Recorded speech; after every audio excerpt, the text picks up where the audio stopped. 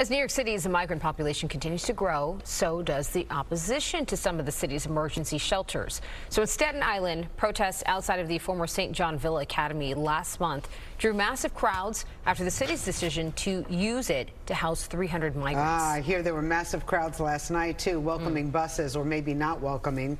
The move has raised concerns among people who live in that area, community leaders, too, including Staten Island City Council member David Carr, who's with us this morning.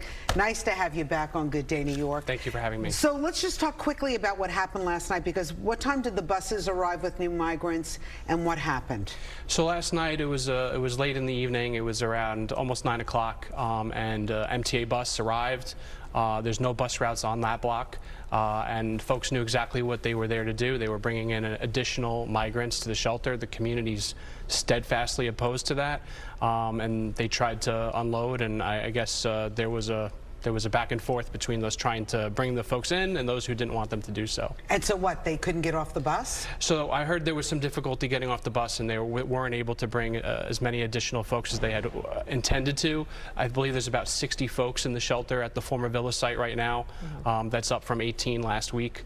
And there's a capacity of up to 300, I'm told. So what is the problem? Why do you think migrants need a curfew at that particular site at St. Joseph Villa? Because are there problems? So I think that what we've seen is the Department of Homeless Service shelters, who are also housing migrants, they have an 11 p.m. curfew. And there's no reason for OEM's shelters, part of the city system, to be any different.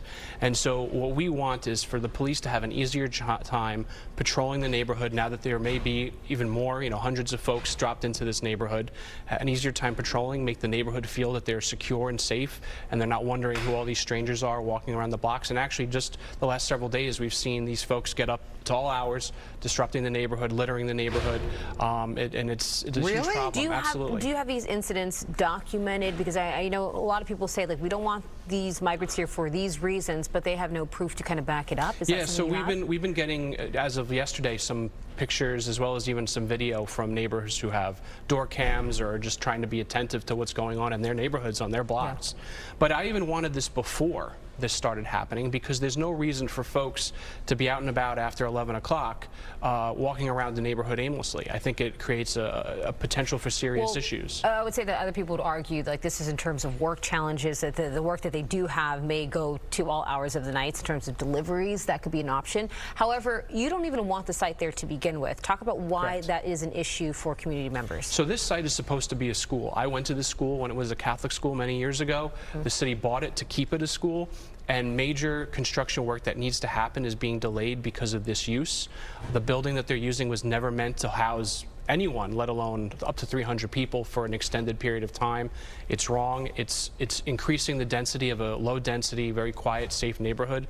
There's nothing there for folks to do in terms of amenities, recreation, support services.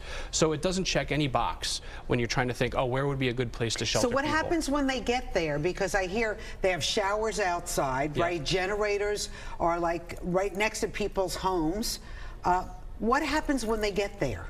So they get there, they're dropped off, they go inside, they check in, and they basically set up on a cot, and that's kind of where they stay. They can walk around the building. They could leave during the day. And then, yeah, they have outdoor showers. It causes all kinds of quality of life issues because they're pumping these showers regularly. It causes all kinds of odors and whatnot in the community. There's increased noise, as you indicated, from the generators. There's real challenges for the neighborhood. They're right next to a residential block. It's not meant to have this kind of activity. How do you feel about expediting the work visas for the migrants? I think it's a mistake. I think that if folks know they can come to the border, claim asylum, and then automatically be authorized to work, that creates a very dangerous incentive. It's already incentive enough for them to come here for free housing, free food, free health care, and now you're going to give them work authorization. I think that it's only going to increase the flow of folks coming here. Well, look, I mean, the answer to the solution is to obviously fix it at the border, the problem. Absolutely. That starts top down. However, that's not probably going to happen quickly enough. So what is the solution right now? Because it has to be spread out throughout the boroughs. So I think that the city made a mistake in rolling out the welcome mat a little over a year ago. Yep. It's told people, as well as other states, that we're going to take these folks come what may. And that's just not sustainable. Over 200 shelters, 110,000 migrants served, $4 billion a year over the next 3 years projected in expenses. It's ridiculous. It's not sustainable. What is the city supposed to do? What's the mayor supposed to do? Supposed to say, we're not going to continue to do this. We've no room at the inn, and that will send He's a message. already said that. Sorry? He's already said that. Well, he's saying it, but he's also creating more capacity as he's saying it. So I think that we just have to say we can't do this anymore, and I think that will send a message to folks who are coming here that the things that attracted them to come in this direction in this part of the United States aren't there anymore. So what happened with that bus last night that you turned around? Well, Not you personally, but people in the So I think people are just angry. They're frustrated, right? This is well, the where fourth. did that bus go? And was it because it was 9 o'clock at night and people thought they were kind of creeping in while they were in bed? I think they were trying to get one past the community and who has been, opposed to this. But I think that what's happened is folks go back to the shelters in other parts of the system, and that's actually what's happened. We had 50 people arrive the first week. It went down to 18. Where did those people go? They didn't want to stay there. They went to other shelters elsewhere, or they found other accommodations. What happens with the migrant children for the school year? So I think that if they're going to be in our public school system, they have to be immunized. They have to follow the same rules. They're saying that they're immunizing, or they're checking to see if they're immunized. Well, they're giving them 30 days grace from the start of the school year or when they enter the schools to get that done. We're saying that you need to show that proof or get that vaccination before they step into the building. This is a critical health issue, and that's what we expect of everyone else in our city, and that's what we should expect of them. Makes sense. Reasonable. All right. David Carr from Staten Island, up for re-election. That's right. With every other city council member, 51 in total, right? That's right. You got it. It's a good time for people, if they don't like what's happening in their neighborhood, to go out and vote, right? Absolutely. Let Get your off voices your be couch. Heard. Without a doubt. Get Elections off have social consequences. media. You're seeing them, so get out and vote. Go out and campaign for the candidate you want to see elected. David Carr, thank you. Say hello to our friends on Staten Island. Will do. Us. Thank you.